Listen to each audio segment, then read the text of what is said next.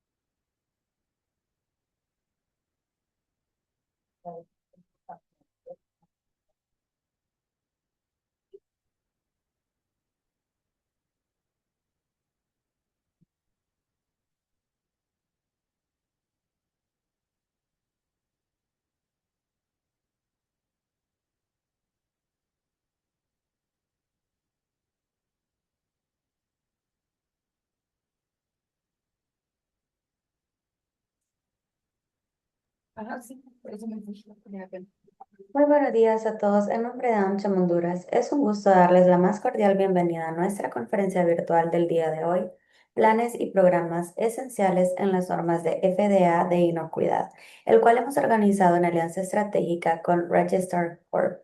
Aprovechamos ese espacio para agradecer a nuestros miembros del Sponsors Club 2026, cuyo valioso apoyo hace posible la realización de estas actividades. Se trata de miembros platino, Pangea y miembros oro, Seabird Marine.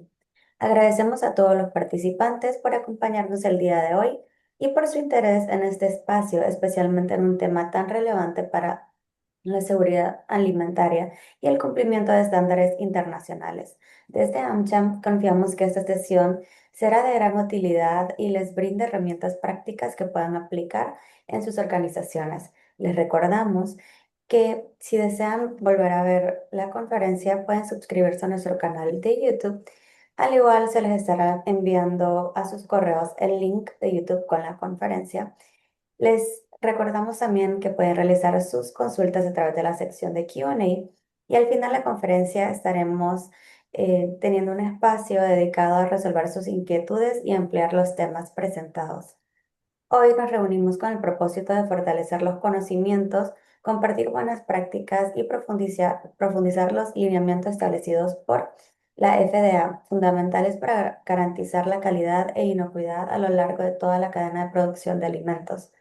Agradecemos especialmente a nuestro conferencista e invitado especial por acompañarnos a compartir su experiencia en los siguientes temas: normas de inocuidad alimentaria para plantas alimenticias, planes y programas esenciales y sus componentes, aplicabilidad y extensiones, calificaciones requeridas, pasos preliminares para el desarrollo de los planes, observaciones e incumplimientos más comunes. Esta mañana contamos con la participación de Carlos Rafael Anzueto, especialista senior regulatorio de Registrar Corp, con sede en Guatemala, en la Oficina Regional para Centroamérica, consultor y auditor en inocuidad de alimentos y sistemas de gestión. Cuenta con una maestría en Ciencias y Tecnología de Alimentos por Cornell University en New York y es ingeniero químico industrial por la Universidad Rafael Landívar en Guatemala. Les invitamos a aprovechar al máximo este espacio, a participar activamente a través de preguntas y sobre todo a llevarse ideas claras y aplicables. A continuación, les doy la palabra a Carlos Rafael Anzueto para que pueda dar inicio con su presentación. Adelante.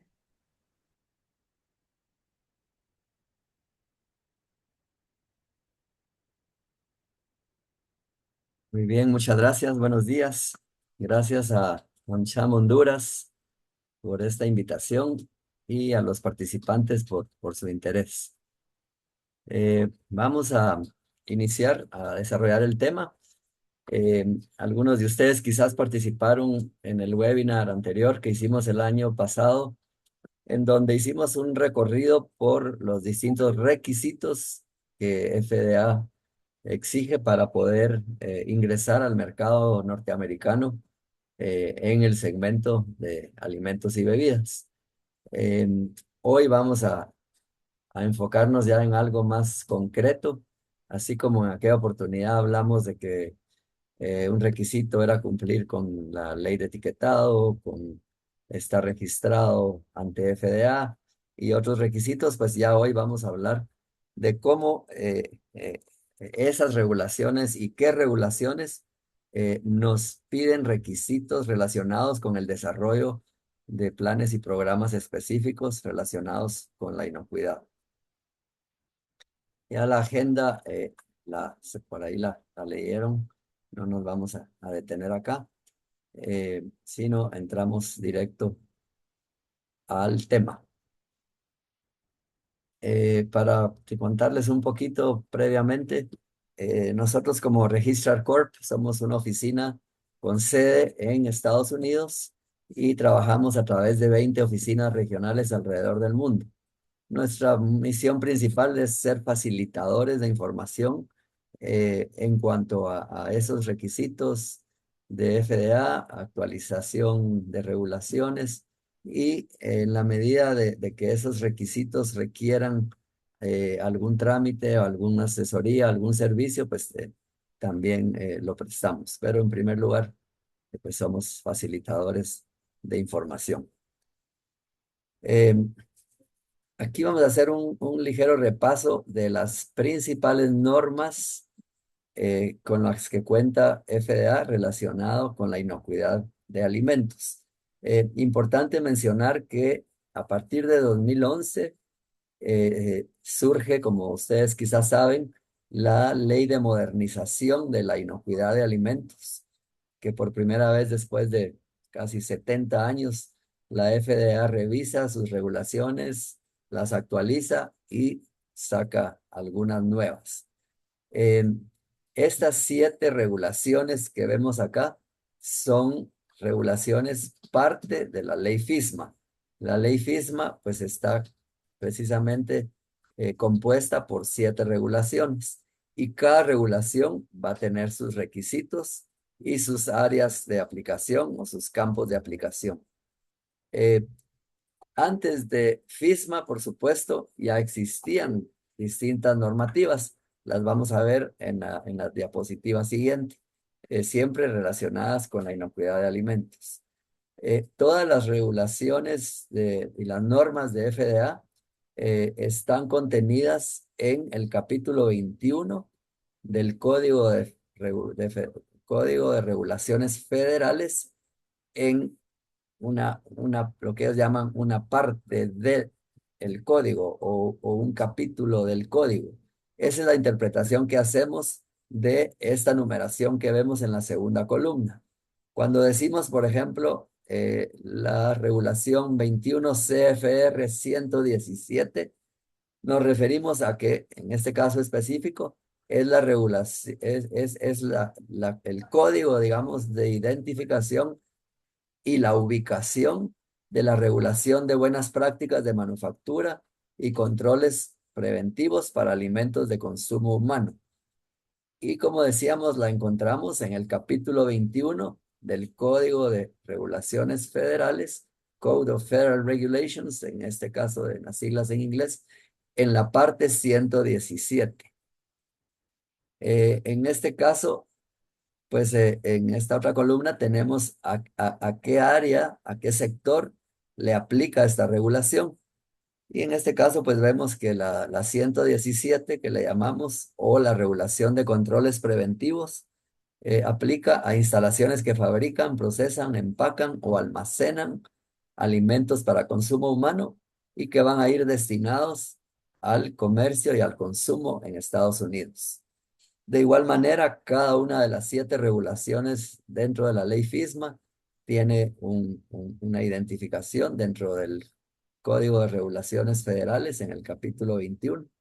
Y así vemos una otra regulación de buenas prácticas de manufactura y controles preventivos para alimentos de consumo animal. Tenemos otra en la parte 112 que define los requisitos para la inocuidad de frutas y vegetales frescos. Esto, pues lógicamente, como su nombre lo indica, va a aplicar a granjas y fincas que producen y, por supuesto, exportan frutas y vegetales frescos, incluye algunas hierbas, algunos frutos secos, y su característica para que le aplique esta regulación es que normalmente se van a consumir crudas. Si queremos relacionar esta regulación con algo que tal vez nos es más familiar, podríamos asociarla con las buenas prácticas agrícolas, ¿verdad? Casi que esta regulación enfoca ese componente que tradicionalmente hemos conocido como las buenas prácticas agrícolas. Luego tenemos la regulación que describe y define los requisitos del programa de verificación de proveedores extranjeros, o el FSBP por sus siglas en inglés. Es el Foreign Supplier Verification Program. Esta está en la parte 1 del capítulo 21 y dentro de la parte 1 en la subparte L. Esta regulación es muy importante y se ha subestimado mucho eh, porque aunque no le aplica al exportador, le aplica al importador.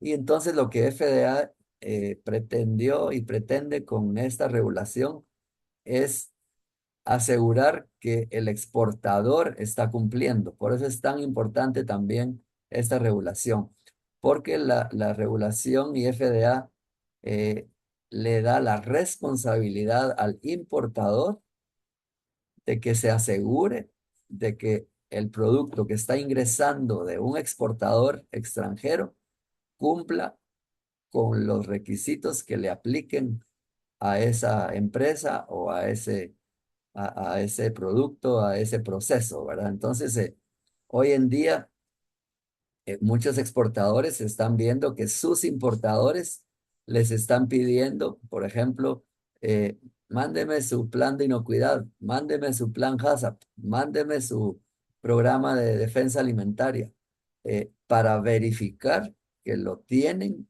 y que lo llevan de buena forma, porque también piden a veces registros que demuestran cómo están gestionando esos programas. Y el importador es responsable de que su exportador cumpla. Si el exportador no cumple, el importador puede ponerse en riesgo esa relación comercial, ¿verdad? Entre exportador e importador.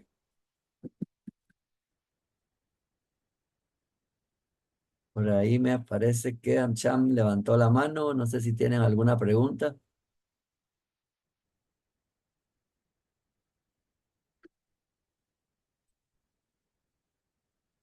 Ok, No, no, perdón, fue por error. ok, Prosiga. muy bien. Luego tenemos la regulación que comúnmente se le llama de Food Defense o defensa alimentaria, eh, cuyo propósito es evitar la adulteración o la contaminación intencionada, así como por ejemplo la 117 de controles preventivos para alimentos humanos que platicamos al inicio. eh, Se preocupa y define requisitos para evitar contaminación accidental, incidental de un alimento. La 21 CFR 121 o defensa de alimentos define las formas y los requisitos en que una operación debe prevenir la adulteración intencionada, ¿verdad? eh, un poquito dentro de esa psicosis o situaciones que se han dado y la psicosis pues en Estados Unidos de que a propósito ingrese un alimento contaminado y que pues cause daño a sectores grandes de la población. Esta, por supuesto, le aplica al exportador de alimentos para consumo humano.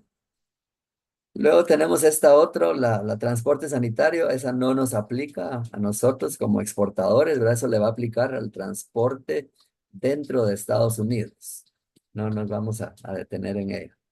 Y luego, por último, la última regulación que salió dentro de la ley FISMA, porque esto puede seguir creciendo, es la regulación de trazabilidad de los alimentos.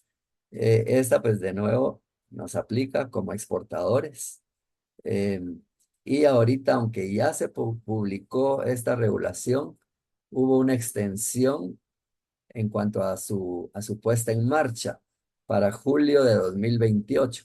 Estaba para enero de 2026, pero por distintas razones, FDA extendió su obligatoriedad para junio de 2028. Entonces, para irnos ordenando, estas serían las 7 normas o regulaciones que están y se consideran como parte de la ley FISMA, ¿verdad? Y que como les decía, ley FISMA es aprobada en 2011 y desde entonces pues han ido, tal vez empezaron con 5 de estas regulaciones y en los últimos 10, 15 años han salido un par más de ellas, entre ellas particularmente la de trazabilidad de alimentos. Antes de la ley FISMA teníamos ya varias normativas, varias regulaciones que le aplicaban a la industria de alimentos para asegurar la inocuidad de los alimentos. Y de nuevo, al igual que las anteriores, se encuentran en el capítulo 21 del Código de Regulaciones Federales, en promedio entre las partes 100 y las partes 190. Eh, Aquí pues es importante mencionar que este listado no incluye todas las normas, ¿verdad? Sino son las que más se enfocan a la inocuidad de los alimentos. Aquí están quizás algunas de las que ya conocemos porque la industria tiene varios años de estar aplicando específicamente los sistemas HACCP, ¿verdad? Las anteriores van más allá de lo que se ha hecho con los planes HACCP y también abordan, como ustedes se dieron cuenta, otros eslabones dentro de la cadena eh, alimenticia y la cadena productiva. En este caso, pues tenemos en 21 CFR 120 la norma, la que le llamamos el Juice HACCP o el HACCP para jugos. Este aplica a instalaciones que fabrican, procesan, empacan o mantienen, o sea, embodegan, por ejemplo, eh, jugos 100% vegetales. Aquí a esto no le aplica a bebidas de frutas, por ejemplo, sino son jugos 100%. sin formulación, sin nada, ¿verdad? De frutas y vegetales. Luego tenemos en 21 CFR 507 el HACCP para productos de mar, pescado, mariscos, ¿verdad? Que también es una regulación bastante vieja, digamos, o antigua, pero por supuesto de mucha aplicación hacia fabricantes, procesadores, empacadores de productos relacionados con productos de mar, pescado y mariscos. Algo muy importante que a veces crea confusión es que para un poquito, para bien o para mal, el mercado dio a entender que el sistema HACCP era obligatorio para todos los tipos de alimentos, cuando en el caso particular de FDA y el mercado de Estados Unidos, por años exigió el HACCP solo para jugos y solo para mariscos, ¿verdad? Eh, pero ese HACCP lo adaptó y lo adoptó los demás sectores de la industria de alimentos, como ustedes podrán saber o como seguramente lo han vivido, ¿verdad? Una fábrica de lácteos, una fábrica de panadería, una fábrica de refrescos, todos esos segmentos eh, adoptaron el HACCP, pero no por requisitos legales a nivel de FDA, sino porque el mercado lo empezó a pedir. En ese sentido, cuando surge la ley FISMA, esa primera regulación que vimos, la 117, que es la que llamamos de buenas prácticas de manufactura y controles preventivos basados en riesgo, eh, ya abarca a todos los segmentos de la industria, con excepción de estos dos, y define un nuevo modelo que ya no le llama HACCP, sino le llama el Plan de Inocuidad de Alimentos, que tiene un 80%, por si queremos cuantificar, de cosas en común con el HACCP. Pero hoy en día FDA, si va a hacer una inspección o va a recibir un producto de panificación, un producto, una bebida, un producto enlatado o envasado asépticamente, por ejemplo, eh, nunca les va a pedir un plan HACCP, les va a pedir un plan de inocuidad.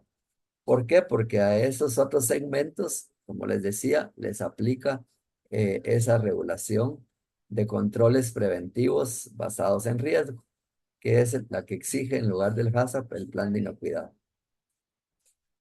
Luego tenemos regulaciones muy específicas según la naturaleza del alimento y su proceso. Y en ese sentido, pues tenemos la regulación 21 CFR 113 que aplica a alimentos envasados de baja acidez procesados térmicamente. ¿Qué quiere decir esto? Pues productos de baja acidez son aquellos que van a tener un pH superior a 4.6 y que van a pasar por un proceso térmico y que se van a envasar. La regulación, como es un poco viejita, como les digo, se llamó y se quedó llamando alimentos enlatados, pero la regulación define que alimentos enlatados incluye alimentos envasados asépticamente, procesados térmicamente. Eso puede ser un pouch, puede ser un frasco, puede ser un empaque plástico al vacío o por supuesto una lata, ¿verdad? Pero aquí la clave es que son alimentos con pH por encima de 4.6 y que por eso se consideran de baja acidez y que por eso mismo son muy vulnerables a la proliferación de ciertas bacterias y por eso se exige en su proceso y la regulación nos da varios requisitos del proceso térmico. Luego tenemos también como una categoría muy específica la regulación 114 que aplica a alimentos acidificados. Un alimento acidificado va a ser un alimento que como parte de su proceso yo lo vuelvo ácido. Agregué algún ácido, algún vinagre, y llevé su pH de un valor superior a 4,6 a un valor por debajo de 4,6. Entonces, por definición, un alimento acidificado va a ser un producto, si ponemos de manera sencilla su definición, va a ser aquellos alimentos que nosotros en el proceso llevamos a un pH de 4,6 y lo volvimos acidificado. Estos a veces tienen un tratamiento térmico, a veces no, porque la misma acidificación hace su papel conservante y de que no permite el crecimiento bacteriano en medio ácido. En algunos casos sí lleva o se recomienda un proceso térmico, pero no tan agresivo como el que requieren los alimentos de baja acidez. Luego tenemos en 21 CFR 106 una regulación también muy específica de buenas prácticas para fórmulas infantiles. De igual manera, en 111, las buenas prácticas para suplementos dietéticos. Y en 129, la normativa para procesamiento de agua embotellada.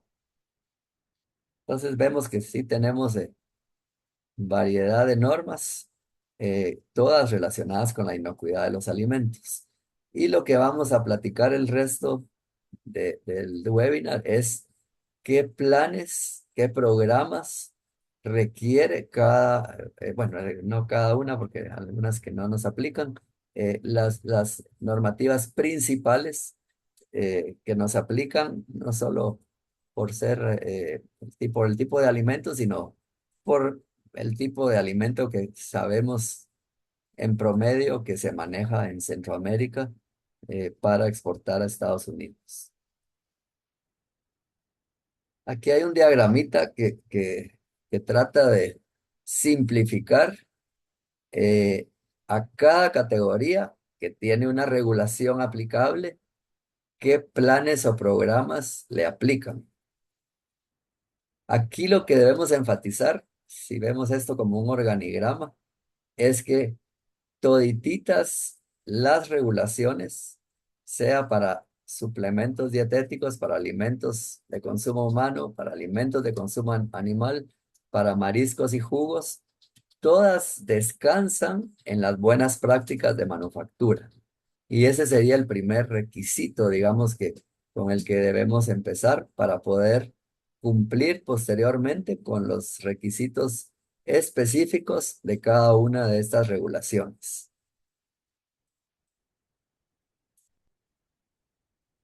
Sí, Pedro, si quieres escribes tu pregunta o la dejas para el final, por favor, para, para darle continuidad. Ok, entonces, por ejemplo, eh, si yo soy fabricante y exportador de suplementos dietéticos, pues aquí como planes específicos me pide lo que se llaman los registros maestros de fabricación y el plan de defensa alimentaria que mencionábamos, ¿verdad? Orientado a prevenir la contaminación intencional del producto. Para los alimentos de consumo humano, que sería la regulación 21 CFR 117, nos pide esa regulación, como les mencionaba, un plan de inocuidad alimentaria, que de nuevo es un primo del HACCP, por llamarle así. Son dos modelos muy parecidos, pero tienen sus diferencias. Luego, para la regulación de alimentos para consumo humano, me pide además un programa de cadena de suministro, me pide un plan de retiro del mercado y también me pide un plan de defensa alimentaria.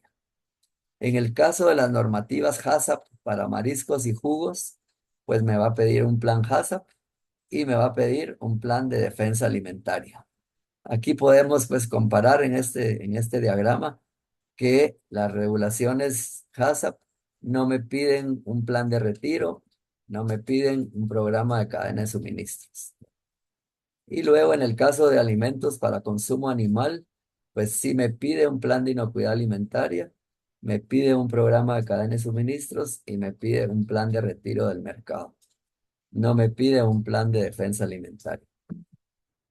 Esto como a grandes rasgos, digamos, los principales planes y programas dentro de cada regulación. Por supuesto, cada una de, si desglosáramos cada una de estas casillas en sus requisitos, se nos vuelve un gran abanico, ¿verdad? De algo vamos a platicar más adelante. Aquí lo importante desde ya, pues como recomendación, es que debemos conocer las regulaciones, ¿verdad? Para familiarizarnos y poder eh, poner en marcha, desarrollar los requisitos que nos pide cada regulación en cuanto a los planes y a los programas, ¿verdad? Es como les digo yo muchas veces que mucha empresa pues ya está certificada ISO 22000 o FSC 22000 o BRC, pero para poder implementar esas normas que son privadas, para poderse certificar, tuvieron que y tienen que conocer línea por línea los requisitos de esas normativas, ¿verdad? Inclusive uno escucha esos cursos de interpretación de la norma ISO 22000, interpretación de la norma BRC. Pues algo equivalente debemos hacer para conocer a detalle los requisitos de la regulación que me aplique.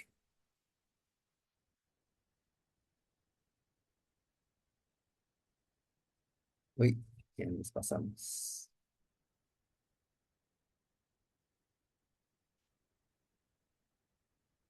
Ok, aquí vamos a hablar de brevemente de estas dos regulaciones que van orientadas a alimentos en general, ¿verdad? No de los rubros específicos que tienen su propia regulación. En el caso de la 117 para alimentos de consumo humano y en el caso de la 507 para alimentos de consumo animal. Aquí estas dos regulaciones, pues ya ellas mismas incluyen todo un capítulo o una subparte, le llama a la regulación, con los requisitos de buenas prácticas de manufactura, ¿verdad? Que por supuesto, las buenas prácticas de manufactura también me van a pedir planes y programas, como vamos a ver en un momento. Estas dos, pues como su nombre lo indica, pues van a aplicar a instalaciones que fabrican, procesan, empacan o retienen alimentos para consumo humano o consumo animal. Y como vimos en el diagrama, pues entre sus requisitos principales está, pues por supuesto, en primer lugar, las buenas prácticas de manufactura, el plan de inocuidad, el programa de cadena de suministros, el plan de retiro. Pero estas tienen una particularidad, es un requisito importantísimo que nos define estas dos regulaciones. Estos planes que ustedes ven acá deben ser desarrollados e implementados, supervisados por lo que la regulación llama una persona calificada en controles preventivos, el famoso PCQI o PCQI por sus siglas en inglés, ¿verdad? Un Preventive Controls Qualified Individual, una persona calificada en controles preventivos. Eh, Esta calificación, como vamos a ver más adelante, pues hay distintas maneras de obtenerla, pero por muy buen plan de inocuidad que tenga nuestra planta, por muy buen programa de cadena de suministros que tenga, si no fue desarrollado o desarrollado bajo la supervisión de un PCQI, para el FDA no tiene validez. ¿Verdad? Es un requisito. Como decíamos, las BPM son el fundamento de todos estos, de las regulaciones y de todos estos planes y programas. Y las podemos definir para ver su concepto y su alcance, que va más allá, que a veces cuando hablamos de BPM, muchas veces nos limitamos a pensar en las BPM del personal, ¿verdad? En su higiene, en su salud, pero como vemos acá, las BPM van más allá y las podemos definir como el conjunto de condiciones programas y controles en la planta o la operación orientadas a evitar peligros de contaminación físicos, químicos o biológicos en el producto y aplican en las siguientes áreas según la regulación, ¿verdad? Cada una de estas áreas pues va a requerir un plan, un programa, ¿verdad? Digamos, ahí es donde ya está la letra pequeña dentro de la regulación. Pero tenemos que tener esos programas, esos controles, esas condiciones en estas áreas, asegurando la salud y las prácticas higiénicas del personal, asegurando las condiciones y los controles que tenemos en la planta y alrededores a nivel de condiciones del edificio, por ejemplo, condiciones de los alrededores.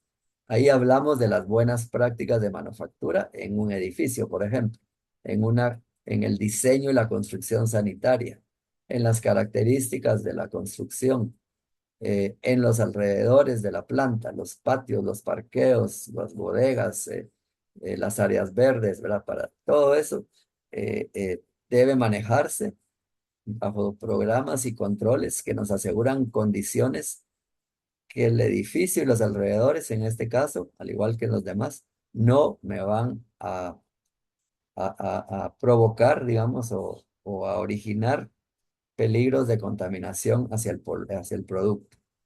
Luego la regulación tiene una sección dentro de las BPM que le llama operaciones sanitarias, ¿verdad? Aquí viene toda la parte de los programas de limpieza y desinfección, ¿verdad? Volvemos a hablar de programas y planes, ¿verdad?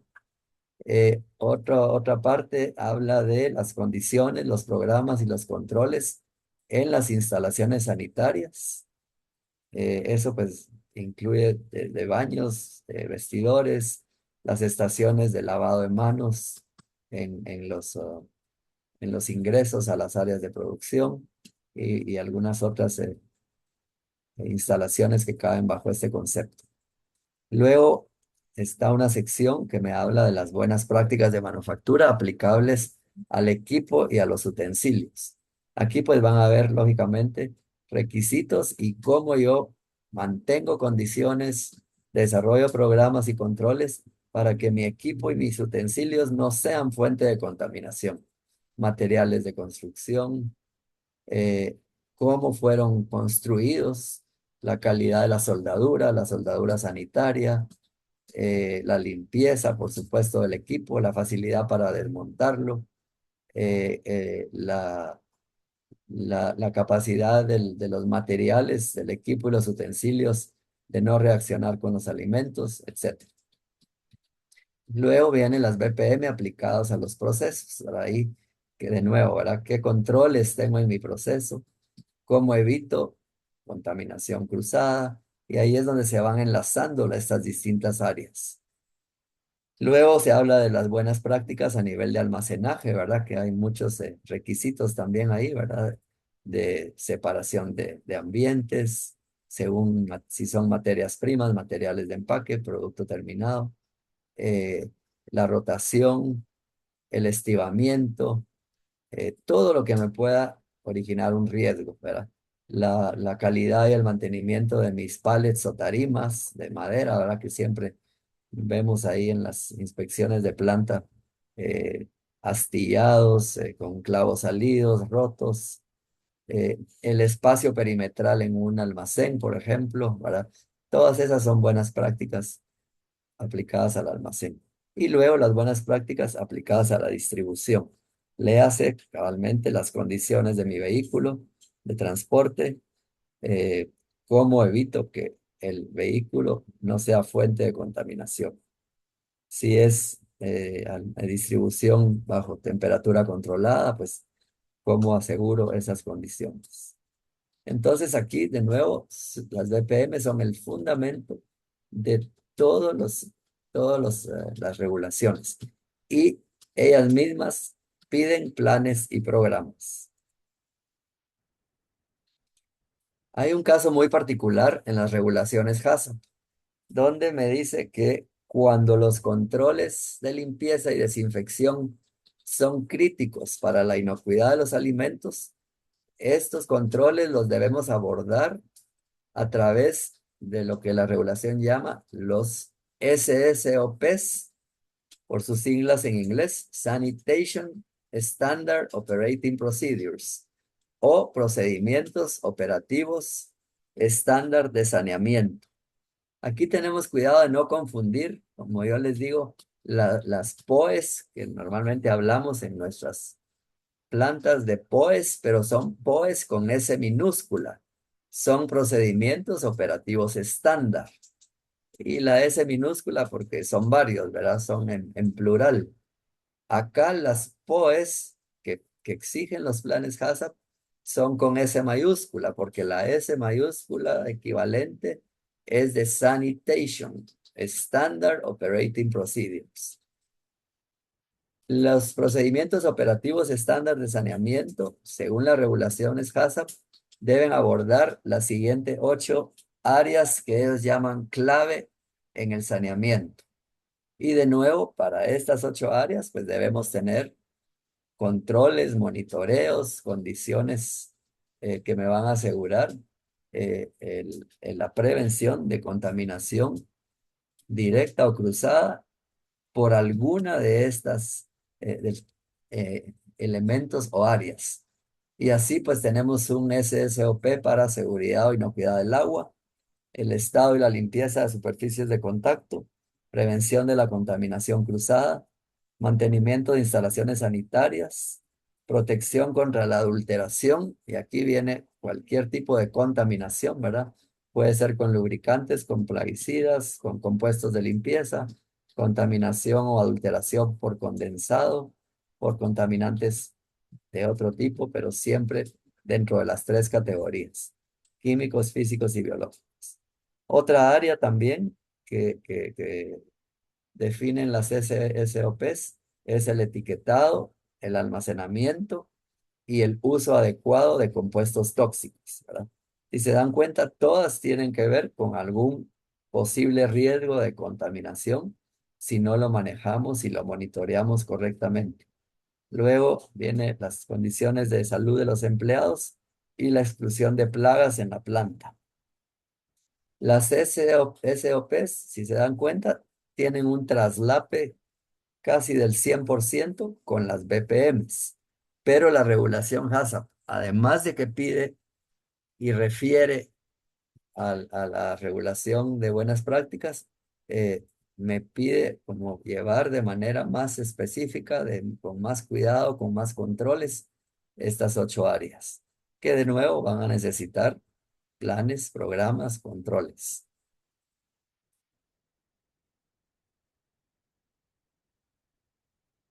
Muy bien. Aquí vamos a describir para cada uno de los planes y programas que ya platicamos, sus componentes, ¿verdad? Que de nuevo sería cómo desarrollo un plan de inocuidad alimentaria, cómo desarrollo un programa de cadena de suministro, cómo desarrollo un plan de retiro, cómo desarrollo un plan HACCP, cómo desarrollo un plan de defensa alimentaria. Eh, Esto, pues, por supuesto, está como requisito en cada una de las regulaciones. Y la regulación, pues, me dice qué componentes debo desarrollar para desarrollar cada uno de estos planes y programas. En el caso del plan de inocuidad alimentaria, si se dan cuenta, para los que están familiarizados con el plan HACCP, como decíamos, tienen un 80% de cosas en común. Los dos requieren un análisis de peligros.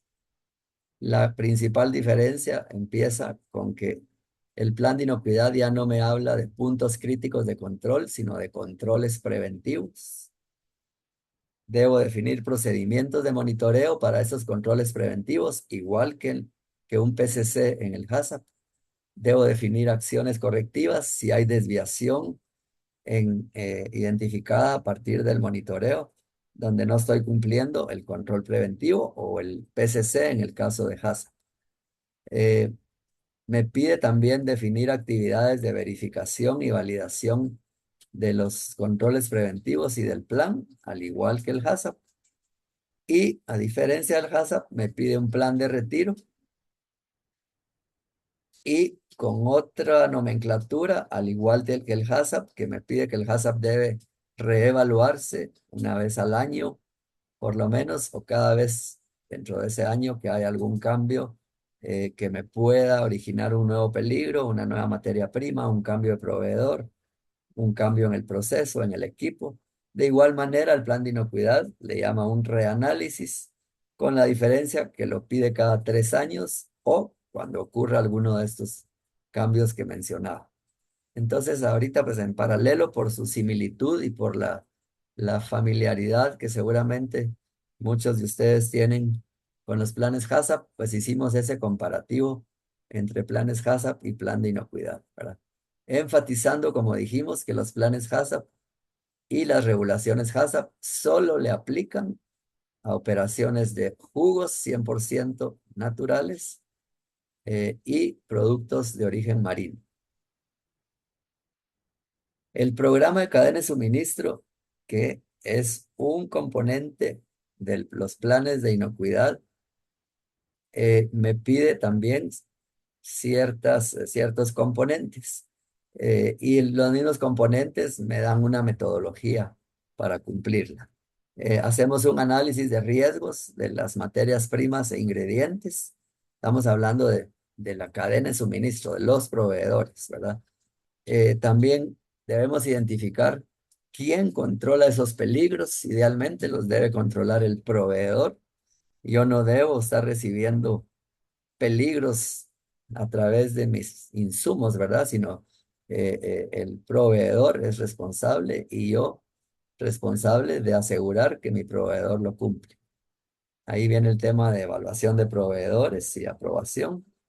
Me pide también, por supuesto, definir actividades para verificar que mi proveedor y mi materia prima está cumpliendo con el control de ese peligro que el proveedor reconoce o que la naturaleza del insumo contiene, ¿verdad? Y luego también me pide que tengo que revisar mi programa de cadena de suministros una vez al año. El plan de retiro del mercado, que también es un requisito de mis planes de inocuidad y de la regulación 117. Eh, Como su nombre lo indica, es definir de antemano las acciones en caso de tener que hacer un recall, un retiro o una retirada de producto del mercado.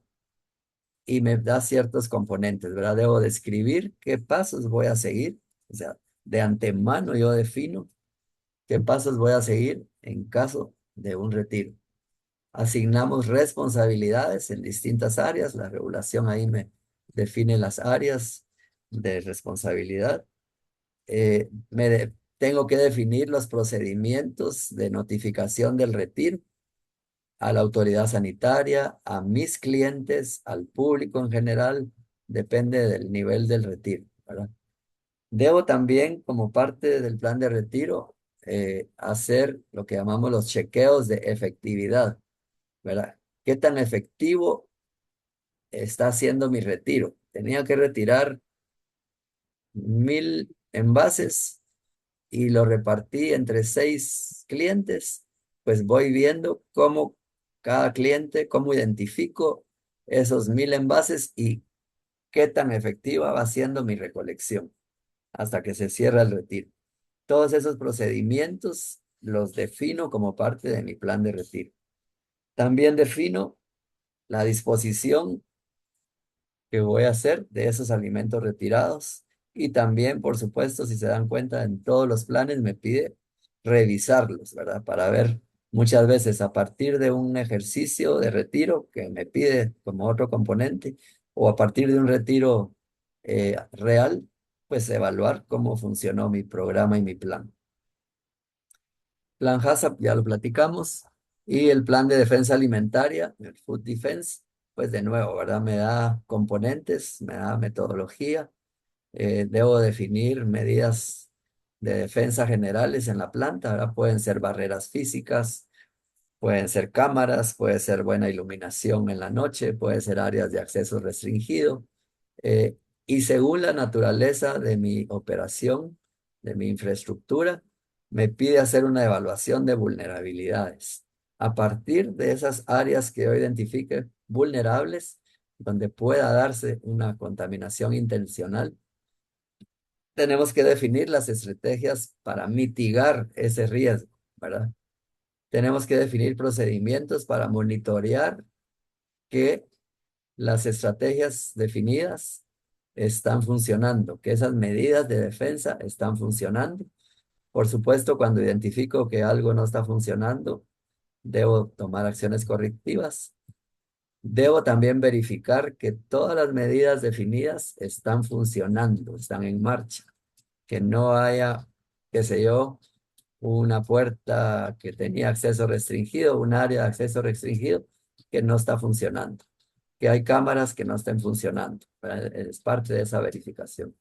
Y de nuevo la revisión de que todo esté funcionando según lo establecido.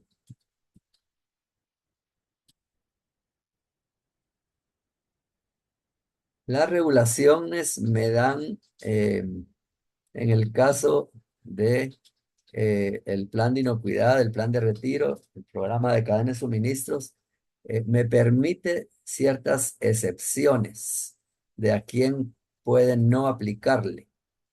En el caso de alimentos para consumo humano, una excepción se puede dar para operaciones que sus ventas anuales sean menores a $1 millón anuales, pero incluye ventas a cualquier mercado, ventas eh, locales o de exportación, incluye el valor de producto fabricado y que esté almacenado, por ejemplo, y toma como promedio los 3 años anteriores al año calendario en el que estoy emitiendo mi solicitud de exención a FDA. Por supuesto, debe incluir subsidiarias y filiales que tenga la empresa o la corporación. En el caso de alimentos para animales, prácticamente son los mismos requisitos, pero la excepción le va a aplicar a operaciones cuyas ventas anuales con sus inventarios sean menor a los $2.500.000 anuales. Y como referencia, FDA ha desarrollado unas guías para facilitar y asegurar que estoy haciendo bien mis cálculos y haciendo bien mi solicitud para pedir una exención. Al final se genera lo que se llama un Qualified Facility Attestation, ¿verdad? Que es una certificación de instalación calificada, ¿verdad? Y ya la FDA pues la prueba o no.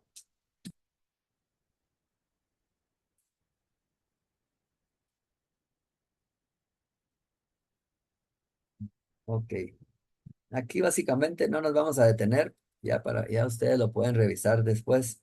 Básicamente es ampliar un poquito lo que ya vimos de los componentes, en este caso, de un plan de inocuidad.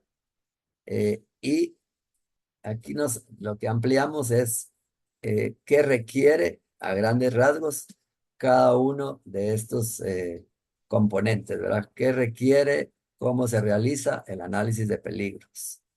¿Verdad? ¿Qué son los controles preventivos en el caso del plan de inocuidad? Que como decíamos son el equivalente a los PCCs en los planes HACCP. Los procedimientos de monitoreo, pues de igual manera, es lo mismo que el HACCP, ¿verdad? Es definir el qué, el cómo, el cuándo, el quién va a monitorear y asegurar que mis puntos críticos, en el caso del HACCP, o mis controles preventivos, en el caso del plan de inocuidad, se están cumpliendo. Al no cumplirse, defino pues esas medidas que debo tomar para corregir la desviación. Y luego las actividades de verificación, que básicamente me van orientadas a determinar que las medidas de control o los PCCs en el caso del HACCP están controlando los peligros para los cuales se definieron esas medidas o esos PCCs.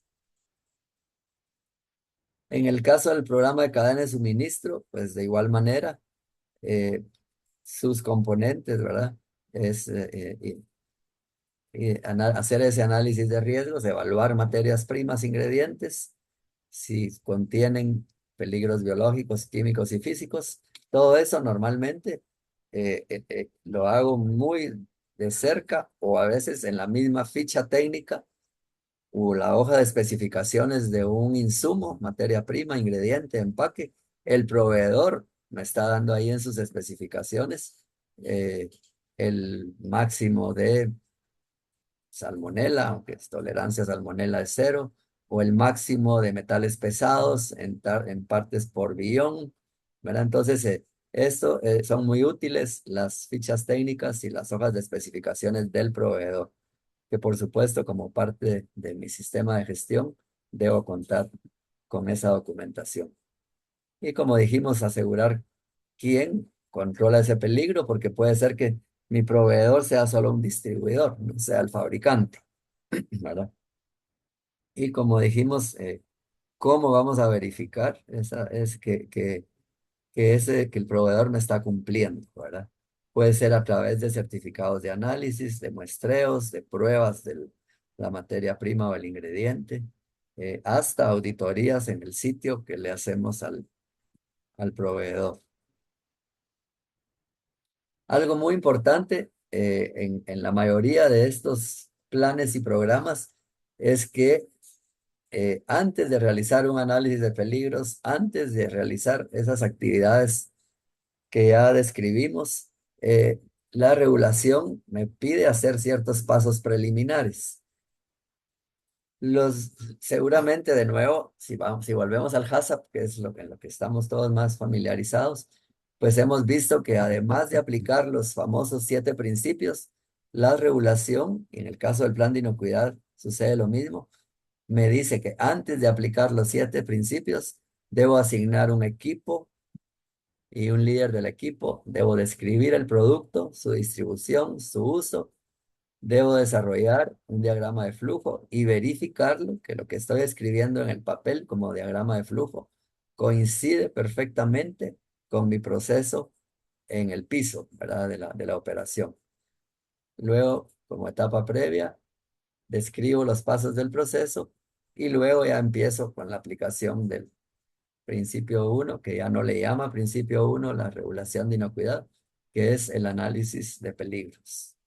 De manera similar, en el programa de cadena de suministros, antes de empezar con el análisis de peligros y la identificación de mis materias primas y mis insumos, pues básicamente es identificar qué insumos requieren controles, describirlos, identificar los peligros y considerar, como hablábamos, los controles del proveedor.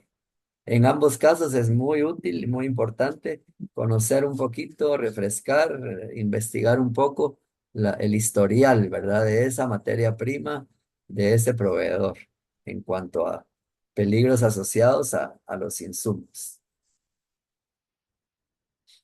En el caso del plan de retiro, pues de igual manera, aquí pues describimos brevemente qué es cada uno de esos requisitos que me pide, ¿verdad? De los pasos a seguir para el plan de retiro, la asignación de responsabilidades, la notificación del retiro, ¿verdad? ¿Cómo nos vamos a notificar el retiro a los distintos eh, participantes, digamos, del retiro? ¿Cómo realizar los controles de efectividad, ¿verdad? Todo esto debe estar escrito, los cómo, los cuándos, los qués, los quiénes, en un plan de retiro. Y las regulaciones me dan mucha guía, no solo dentro de la regulación, sino es muy importante también saber que, digamos, existe una guía de aplicación o un modelo de plan de retiro o la guía de aplicación de los alimentos acidificados, la guía de aplicación de la normativa de plan de inocuidad. Entonces, es importante apoyarse no solo en conocer la regulación, sino apoyarse en esas guías que FDA ha desarrollado. Y aquí pues de nuevo un resumen de HACCP, ¿verdad? Las dos normativas, a quién le aplican.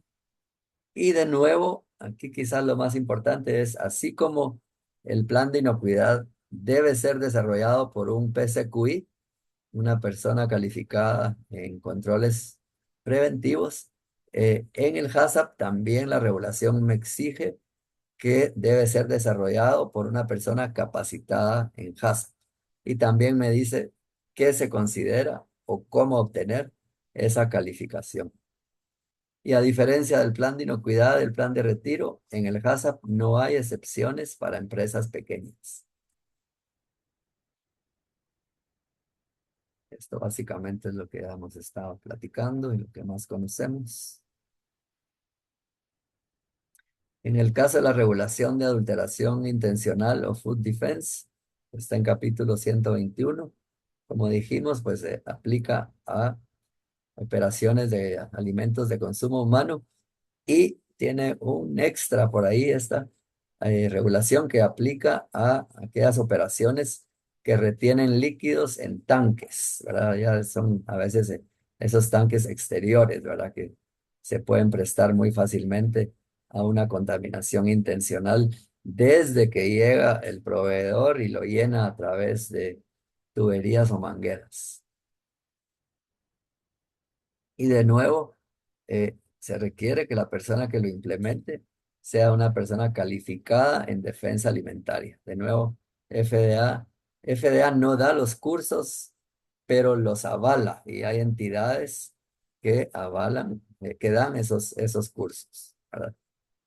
Eh, Aquí en el caso del plan de defensa están también una posible exclusión, ¿verdad? Operaciones, o en otras palabras, aplica solo a operaciones que tienen ventas e inventarios por encima de los 10 millones de dólares. eh, y los demás, pues, requisitos son los mismos. Aquí, a diferencia del otro caso, no se necesita una certificación, sino FDA puede solicitar los registros financieros que debemos tener disponibles. Si en algún momento decimos que no me aplica eh, el plan de defensa alimentaria. Y pues igual describimos cada uno de esos componentes. De igual manera, el plan de retiro y el plan de defensa requiere pasos preliminares, ¿verdad?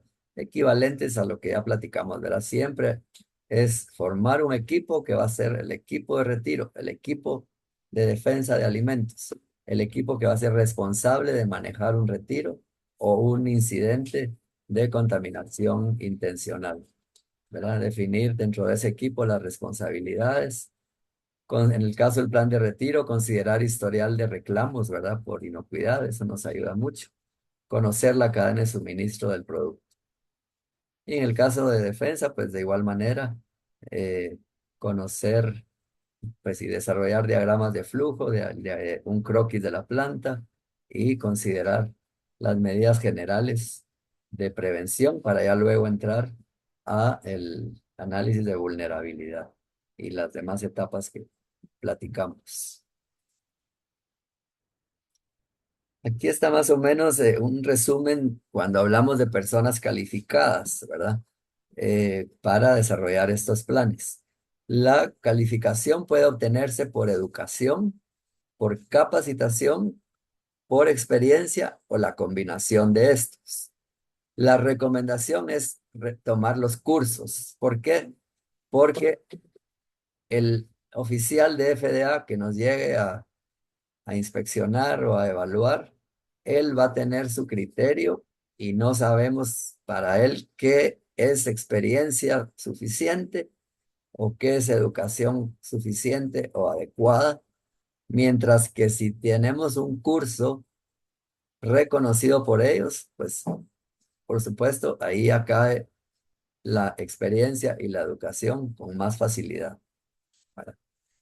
Entonces, en el caso particular de capacitación, es muy importante, como les decía, y hay entidades y el FDA ha desarrollado los currícula de estos temas y en el caso, por ejemplo, de los controles preventivos, en la regulación 117 y el plan de inocuidad, eh, los cursos los avaló FDA hacia esta institución que es el Food Safety Processing eh, Company Association. Es una entidad a quien FDA delegó y reconoce para dar ese curso.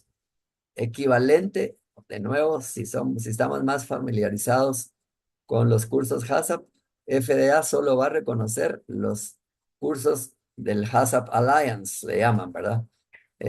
Entonces ustedes van a tener siempre que preguntarle a su proveedor, ¿usted está avalado? ¿Su curso está reconocido por HACCP Alliance? ¿Está reconocido por FSPCA? Y en el caso de las regulaciones de alimentos ácidos y de baja acidez, son los cursos del famoso Better Process Control School, ¿verdad? De la Escuela de Mejores Controles de Proceso, que ya enfoca en tratamientos térmicos, en microbiología, en envasado.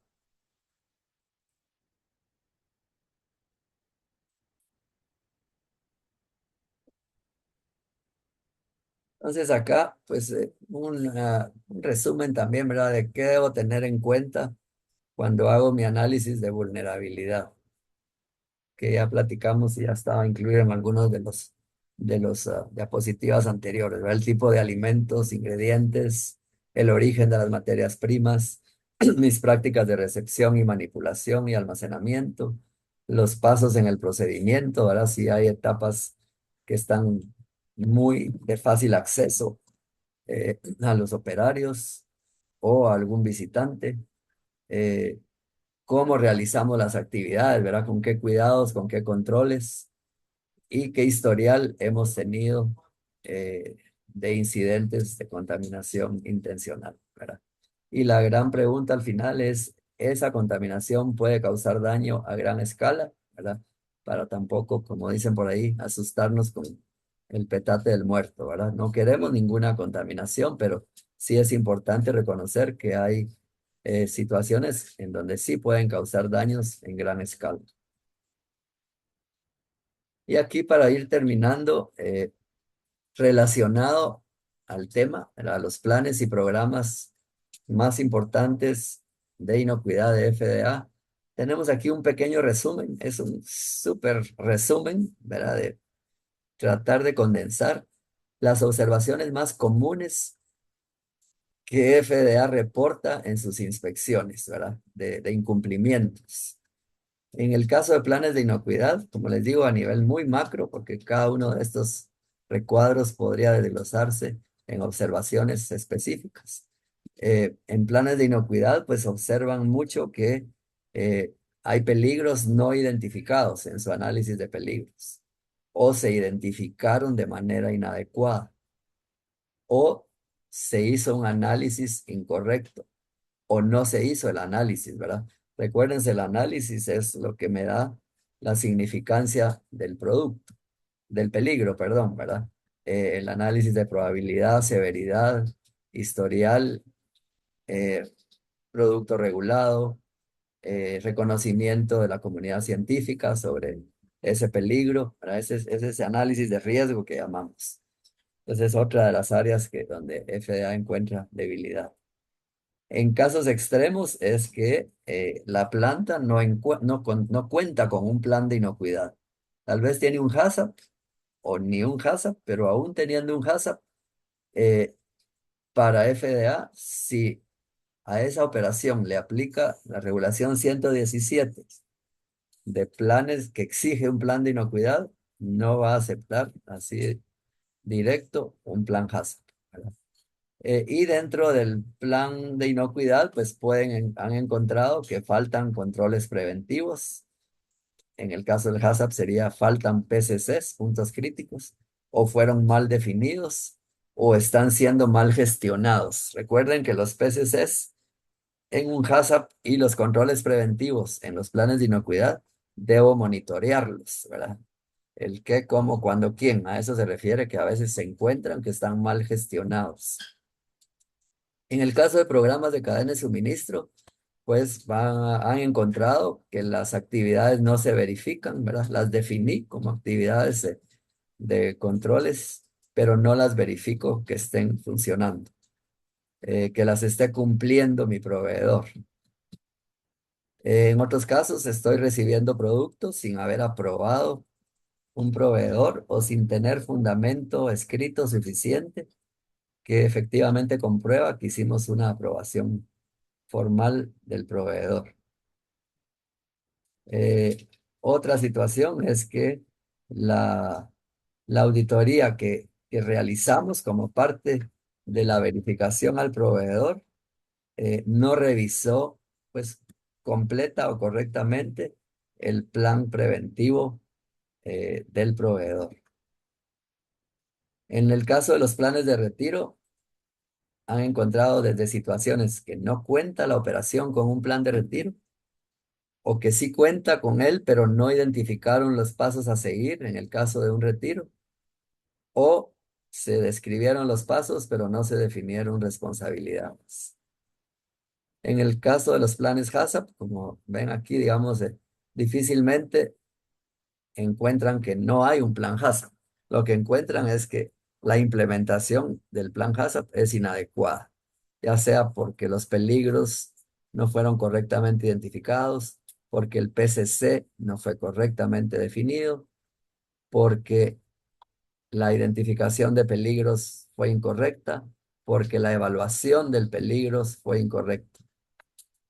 Y como les decía, también por posibles faltantes o PCCs que no se tomaron en cuenta. ¿Por qué? Porque el peligro no se identificó o porque se identificó y en la evaluación de riesgo, probabilidad, severidad, pues se define que no es significativo y que por lo tanto no necesita un PCC. Y en el caso de los planes de defensa alimentaria, básicamente es que no cuentan con un plan de defensa. Y aquí tenemos de manera un poco equivalente observaciones que nosotros como Registrar Corp hemos identificado recurrentemente en en las preinspecciones que hacemos antes de que FDA haga las suyas, ¿verdad?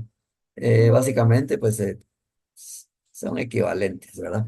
Que los planes no consideran todos los requisitos de inocuidad, que el análisis de peligros es muy general, faltan peligros. Perdón, solo voy a conectar. Tatiana, por favor. Pati. Eh, en el caso también que los controles preventivos o los PCC, si es un HACCP, se identifican como programas prerequisito y no se manejan como PCCs o controles preventivos. Quiere decir de nuevo que en la evaluación del peligro se concluyó que no eran significativos. Muchos casos también en que tienen los planes, pero hay un requisito muy importante que pide la regulación, que la persona de más alta autoridad en la empresa los debe firmar, los planes, ¿verdad? Entonces, al firmarlos, pues él está asumiendo la responsabilidad y el reconocimiento de que los planes están armados y que se ponen en marcha.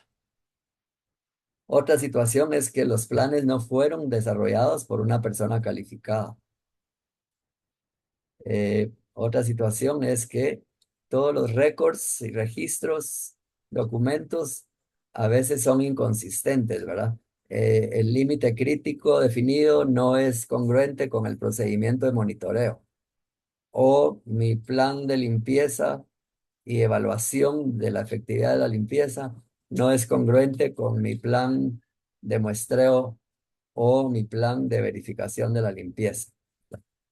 Y en otros casos encontramos que los planes no los han actualizado según requiere la norma, ¿verdad? Anualmente o cada 3 años o cuando hay un cambio eh, necesario. Este es un poquito ya terminando de publicidad, solo para pues, enfatizar, ¿verdad? Que somos líder mundial en cumplimiento normativo y en apoyo al exportador de alimentos, medicamentos, cosméticos y dispositivos médicos hacia Estados Unidos a través de las 20 oficinas que tenemos alrededor del mundo y nuestra casa matriz en Virginia, Estados Unidos. Antes de pasar a la sesión de preguntas y respuestas, aquí también les dejamos un bono. Cualquiera de ustedes que haya participado y dentro de los próximos 25 días al 1 de junio quisieran algún servicio nuestro en revisar un plan, en elaborar un plan, en revisar una etiqueta dentro de los distintos servicios que ofrecemos. Si mencionan que participaron en este seminario, se les aplica un descuento que oscila más o menos entre el 10 y el 20% en función del servicio que estén requiriendo, ¿verdad? Aquí están nuestros contactos en la oficina regional, que sería pues, la forma más fácil de contactarnos inicialmente. Muy bien. Muchas gracias por su valiosa ponencia. A partir de lo que acabamos de escuchar, vamos a dar paso al siguiente punto en la agenda, la sección de preguntas y respuestas. Si aún no han enviado sus consultas, les invitamos a hacerlo a través de la sección de Q&A. Como primera consulta tenemos, ¿los planes de retiro de mercado son responsabilidad del exportador o del distribuidor del producto en el mercado extranjero? Sí, los planes de retiro son responsabilidad en primer lugar del exportador, porque él es el que primero tiene que empezar y primero a evaluar la necesidad del retiro en función del reclamo, ¿verdad? O la situación que identifique o se le reporte, y luego coordinar, si es, en este caso, lógicamente en Estados Unidos, coordinar con su distribuidor o con su cliente en Estados Unidos, primero la comunicación de la situación, el apoyo que debe tener de, mire, le mandamos tantas cajas de tal lote, por favor, identifique cuántas tiene usted todavía y cuántas ya repartió y comuníquese con esos clientes para que ya no la muevan. Pero digamos, es el exportador el que coordina todo y por supuesto se apoya en el distribuidor o en el cliente. Muy Listo, bien. muchas gracias. Siguiente, ok, si quiere la leo yo aquí, aquí están. Dice, si es un alimento de baja acidez como derivados del tomate, usualmente se agrega vinagre u otros ingredientes, pero con el fin de agregar sabor o consistencia. En caso, en este caso, cuenta como extensión de cumplimiento de 114 o desde el momento que se agrega vinagre, ya es sujeto de cumplimiento de esta regulación, empezando con la premisa que es un producto derivado del tomate. Ok, la regulación para el tomate da varias excepciones, que habría que leerlas porque sí son varias, pero ahí está en la regulación. Sin embargo, si el tomate de por sí se considera un alimento ya naturalmente ácido. Entonces, en este caso, pues está mezclada la pregunta, pero si hablamos de que a un alimento de baja acidez yo le agrego un ácido, y lo llevo por debajo de 4,6, ahí no hay excepción, ¿verdad? Ahí va a calificar como un alimento acidificado, ¿verdad? Y sí le aplica la regulación 113 o 114, según si es ácido o acidificado, ¿verdad? Hay casos también en donde el producto empieza naturalmente ácido como producto principal, materia prima, pero mi formulación lo puede llevar a convertirse a baja acidez. Entonces ya le aplicaría la regulación de baja acidez. Entonces es muy importante, algo que no sucede. A veces la gente, por lo general, tiene muy claro el pH final del producto. Pero yo muchas veces les pregunto cuál era el pH de su producto antes de la acidificación y no lo conocen, no lo miden, no han tenido el cuidado, y eso es muy importante porque puede ser un parteagua de qué regulación vamos a aplicar. Ahora dice, Se considera que además de cumplir 21 CFR 117, se tiene muchas regulaciones que se consideran vinculantes, ya sea del producto o por proceso. También se le suman otras regulaciones como 101 y demás. Sin embargo, estas se actualizan regularmente. ¿Cuál es la mejor manera de poder obtener, visualizar, etcétera, estas actualizaciones de la mejor forma para poder garantizar su cumplimiento? Bueno, la verdad es que estas regulaciones no se actualizan, yo más bien diría nada frecuente, ¿verdad? Em, entonces, la recomendación es, todas estas regulaciones, todas las 21 CFR que mencionamos, son de acceso público. Si ustedes ponen en un buscador 21 CFR 117, les va a salir el enlace hacia esa regulación, ¿verdad? Eh, Muy ocasionalmente, y ahí sí FDA le da bastante, eh, digamos, difusión, habla de alguna actualización, ¿verdad? Pero la verdad que pueden pasar años sin que se actualice una de estas regulaciones, ¿verdad? A veces lo que actualizan o redefinen es más bien algún procedimiento que FDA tenga en el proceso de exportación, ¿verdad? Pero las regulaciones sí, no es muy común que se actualice. Y como les digo, son de acceso público, y normalmente pues va a estar en primer lugar la que está vigente, ¿verdad? Inclusive FDA va desapareciendo las no vigentes. Con la prueba en rigor de la ley FISMA a partir de julio de 2028, los planes de inocuidad son más importantes que los planes HACCP. Bueno, aquí hay un poquito de confusión. La ley FISMA surge en 2011, con esas primeras 6 regulaciones que vimos en la primera diapositiva. La de 2028 es la regulación de trazabilidad de los alimentos, ¿verdad? Que no tiene nada que ver con planes de inocuidad o planes HACCP. Los planes de inocuidad están en 117 y los planes HACCP están en 113 y 114. Y 120, perdón, que es la de jugos, sí, y la 500 y pico de mariscos. Entonces, ¿cuál es más importante? ¿Un plan de inocuidad o un plan HACCP? Los dos son igualmente importantes. ¿Por qué? Porque cada uno aplica a una regulación distinta. Yo, si trabajo 117 que me exige plan de inocuidad, no puedo decir que el HACCP es más importante.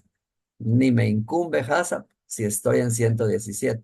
De igual manera, si estoy en jugos, en mariscos, que me exigen HACCP, el HACCP, por supuesto, ni se va a comparar en importancia con el plan de inocuidad, porque la regulación no me pide el plan de inocuidad.